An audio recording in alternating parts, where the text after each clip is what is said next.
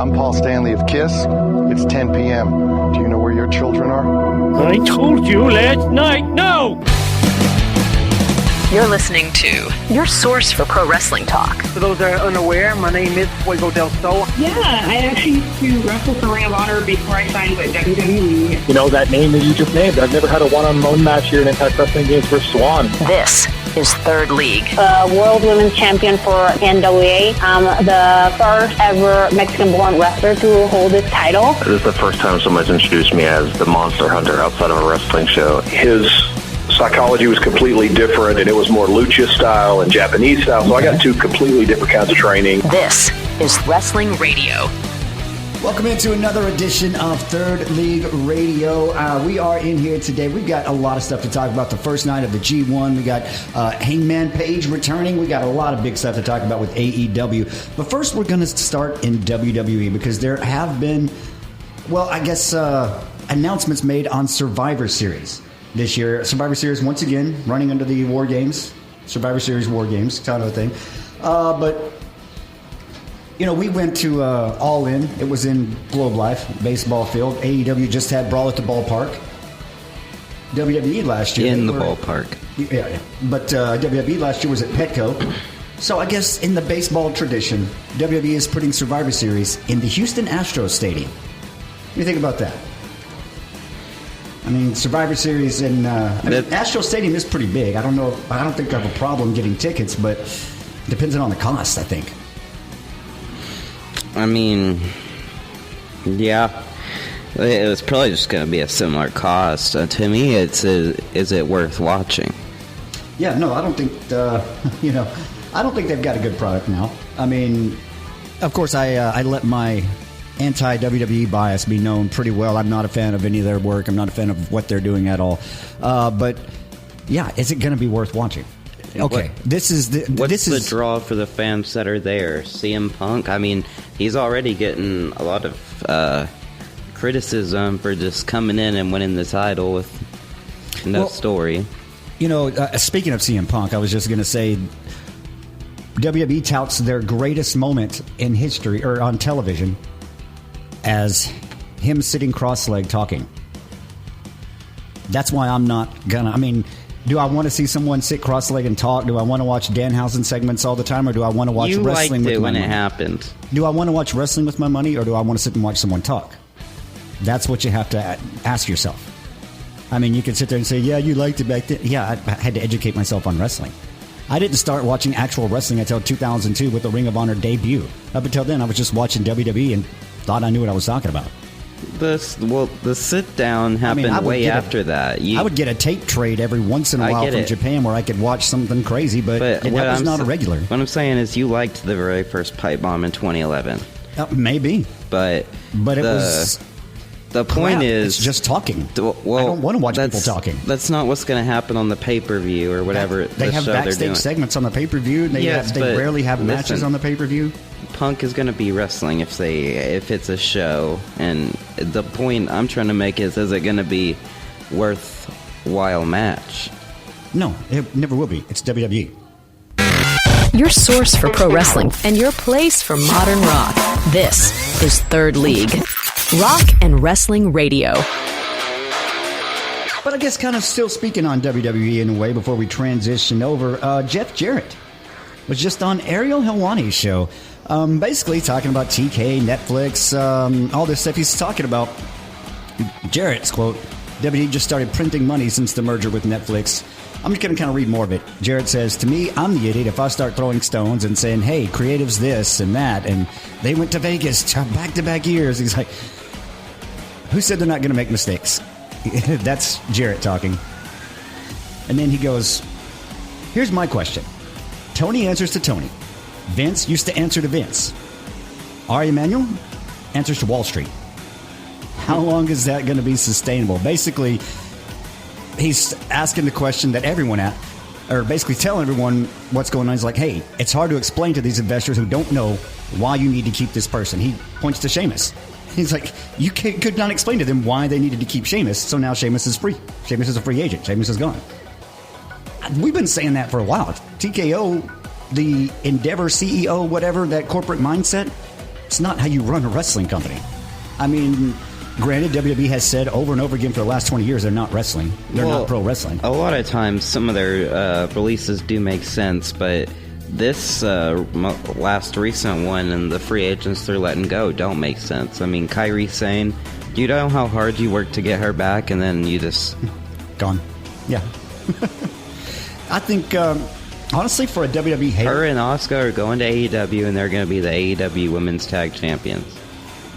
Honestly, for me, for someone who thinks WWE has done more to hurt professional wrestling than it has to help professional wrestling, I mean, it's changed the idea of what professional wrestling is. A lot of people today look at WWE as that is their standard. This is what pro wrestling should be. And no, I'm sorry, that's just not how it should be. That's not how it is. That's their style. If you learn somewhere else, you have to come back and retrain to learn their style. It's just a whole different thing. But back to this, if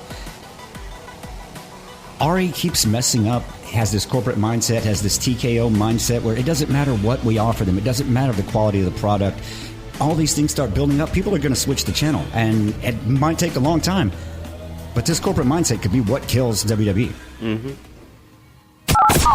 Third League Radio.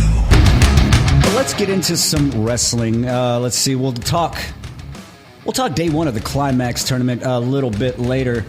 I want to talk about AEW Dynamite, AEW Collision. Let's start over here with Dynamite 353 Beach Break coming from the Baycare Sound at Coachman Park, Clearwater, Florida. Let's see. We are going to start with the singles match. Tommaso Ciampa, Chris Jericho. This would be a Wrestling Observer 4.25 star match. Tommaso Ciampa would defeat Jericho 13 minutes, 46 seconds. And Jericho has worked better since he's come back from that break. Well, we'll move right on to an international title match with Kyle Fletcher defeating Konosuke Takeshita. This one would be very cool. I did not think Fletcher was going to get the win in this one. It was a good match. I mean, Fletcher Takeshita, it's always going to be a good match. It was 4 3/4 rated by Dave, but I did not expect Fletcher to get the win in this one. He does. He brings the title back to the Don Callis family. That further creates a storyline between him and Takeshita. I think it's going to be good. But it's always going to be good. I mean, I didn't see it, so I didn't see what story they moved along there. Well, the Workhorsemen would make their return. I haven't seen Anthony Henry and JD Drake in a while, but they were back in action. Unfortunately, they met up against the Death Riders. John Moxley. I thought they were injured or fired. No. I just hadn't seen them in a while. Maybe they've been on Ring of Honor. But yeah, the Death Riders version, John Moxley and Will Ospreay would get the win. 8 minutes, 37 seconds. A little bit longer than it should have taken, probably. Mm-hmm. There was a women's world title #1 contendership gauntlet match. Willow Nightingale would come in. She would defeat Athena, Julia Hart, Maya World, Mina Shirakawa, Rina, Sky Blue, and Thunder Rosa. She would become the #1 contender to the women's title. And again, I know you don't like it, but Tony's favorite. She should not be challenging for a world title. Look at all the names that Athena, Julia Hart, Mina Shirakawa, Sky Blue, Thunder Rosa, and you're gonna Willow Nightingale. The conglomeration thing has got that is just, it irks me to no end. Yeah, I don't know why they're doing it, but I guess because to bring her back, and Tekla's already fought a couple of those women, and you don't want Athena to lose, so. Well, the main event. A great main event. 5.5 stars from Wrestling Observer. Basically, Kenny Omega challenging MJF for the world title. If Kenny loses, he cannot challenge for the world title ever again. They've already used that. Cody did it. Yep. Hangman Page We talked about this last week. And it's, man, I thought they were using it too much, but Kenny Omega comes in. He gets the big win in this one. The way it was going, I literally thought MJF was going to keep the title, retain, move on. But no. A shocking title change, I guess, for me. Kenny Omega gets that 24 minutes. Yeah.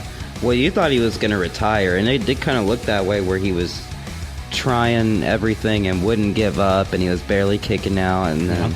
But yeah, that is AEW Dynamite. Third League Radio. Well, AEW Collision was from Roanoke, Virginia last week, and it would start off with a very good Ring of Honor World Title match. Well, hold on. It wouldn't start off with it. That would be the first match. I'm missing something big that happened on Collision. It started the show. Hangman Adam Page returns. Hangman Adam Page comes back. He's got a short haircut. Yeah. He talked about gardening and planting seeds. Well, the graphics team said he just got a vasectomy, so... Gave a promo, talked about planting seeds, and he said there's no real contract, I guess, stipulation that says he can't challenge for the title. It's just a word of mouth thing. And he's not going to go back on his word. It's like his honor's all he's got or something. But he mentioned challenging for all the other titles, all the other singles titles. Mentioned them out by name. So we could see maybe a belt collector, Adam Page. Hey, why not? But then as we get into matches... Well, then he's just going to... Once he grabs all the titles, he's going to do Option C and give up all the titles for the world title. Oh, my gosh. Don't even get me started on Option C. I will yell for an hour on Option C. You devalued the X Division title with that. Don't. You know what? Don't. We're talking about Collision. The Ring of Honor world title would open the show. Bandito Katsuyori Shibata put on an excellent match. 12 and a half minutes. Bandito would retain the championship in that one.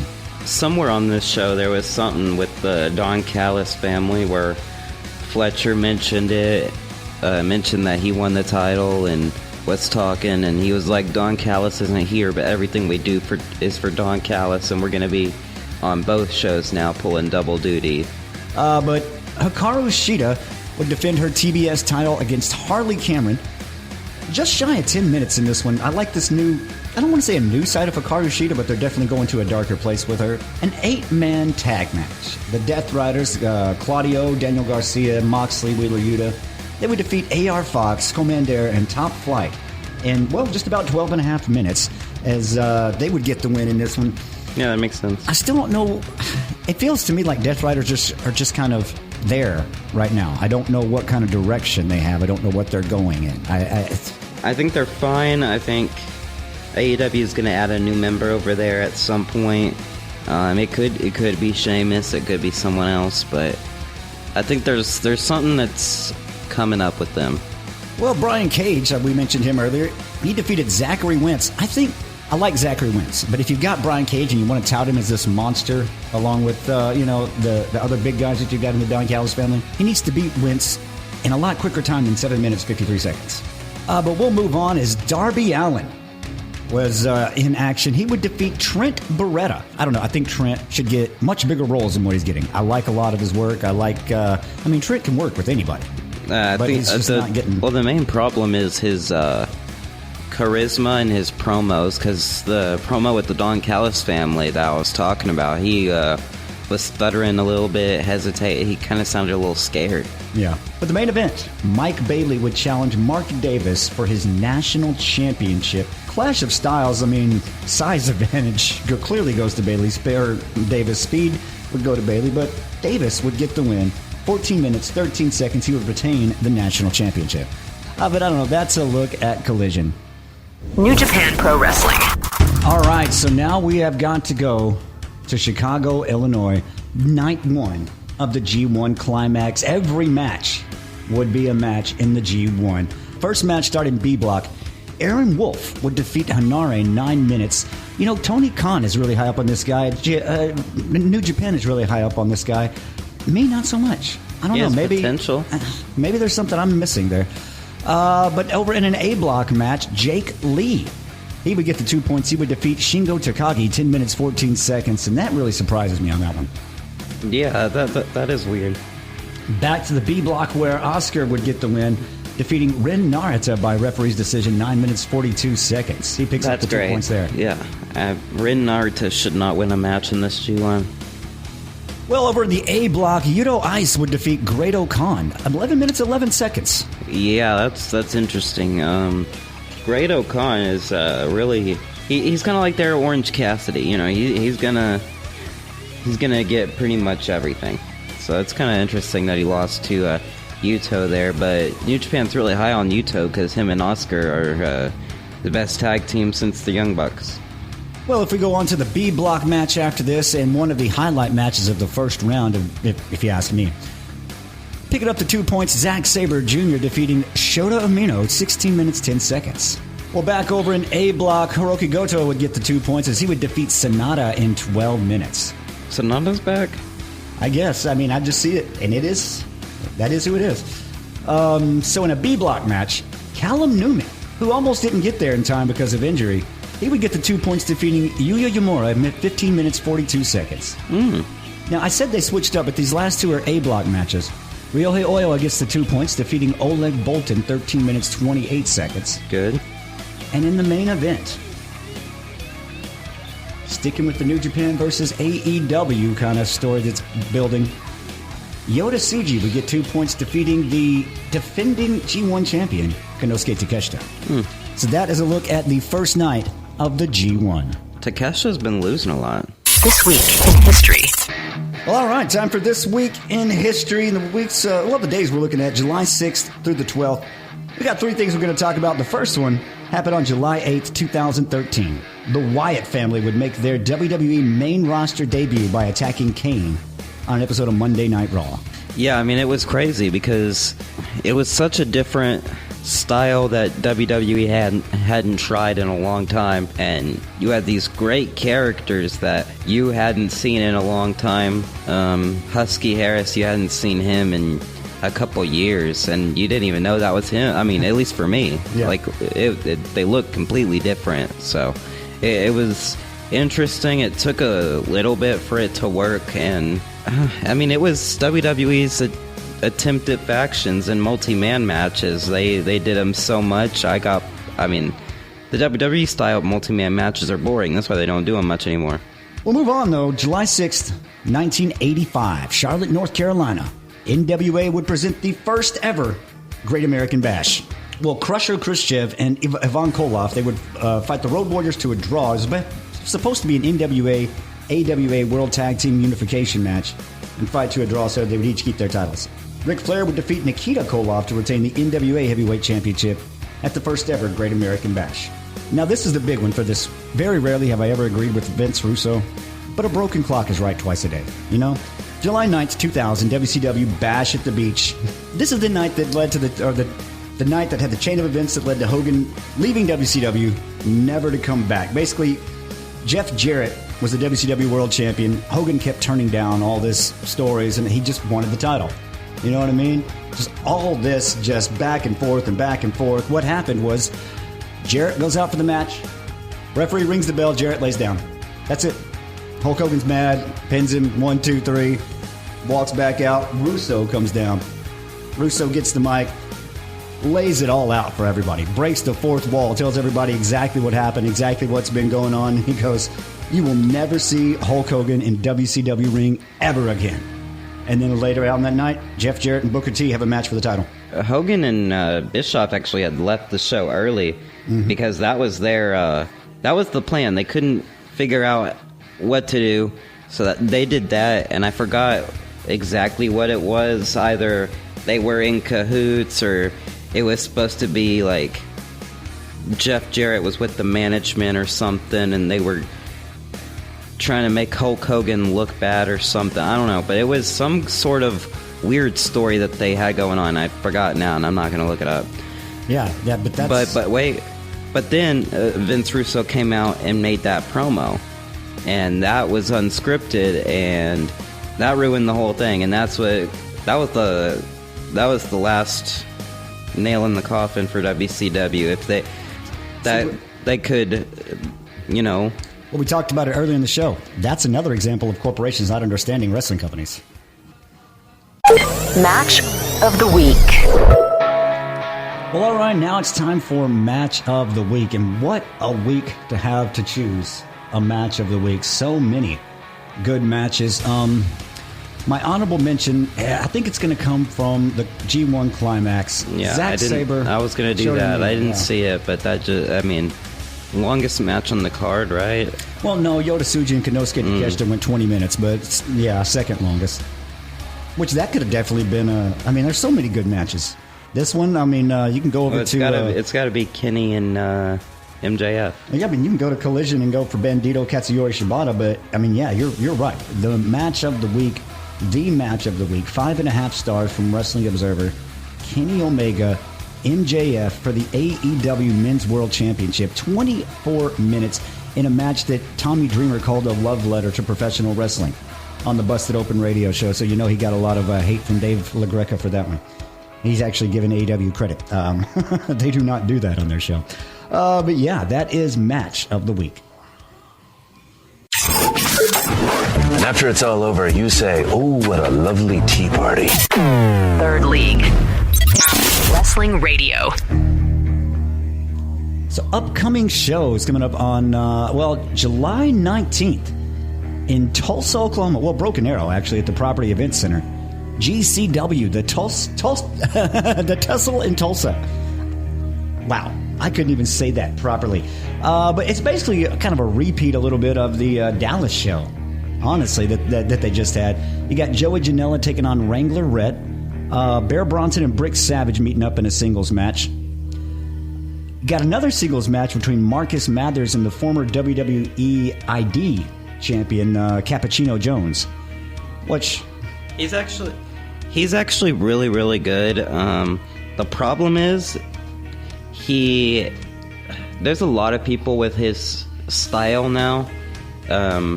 For example, his style is very similar to that of a Kevin Knight, and a lot of people are doing that style now, and he doesn't have anything that differentiates himself other than his name. It's weird. Yeah, it is, yeah. But he's good. He's got the athleticism, he's got the heart, but there's nothing different about him. Just not standing out except for the name. Tag team match would be next. KJ Orso and Sam Stackhouse. They are going to be taking on the trendsetters Andre West and Nelly Rivers. While Cowboy Way is in the main event. It's a tag team match. One called Manders and Thomas Shire be taking on Atticus and Otis Cougar. I don't know if it's Vandal 8 or Vandal 48, but VNDL 48. I've never known how to say their tag team name. Nah, I know. But that is look it up. What is it? Yeah, I know. It's VNDL 48. I've never known how to say it. I've only ever seen it written. I've never heard it. But that is a look at the Tussle in Tulsa. That is going to do it for us this week. We'll see you next time. Third League Radio. Thank you for listening to this edition of Third League Radio. Download the latest episodes at Apple Podcasts, Spotify, or YouTube. Catch the live radio show every weekend starting at 10 p.m. You can listen live every Friday night at mix961.net. This has been Third League Radio.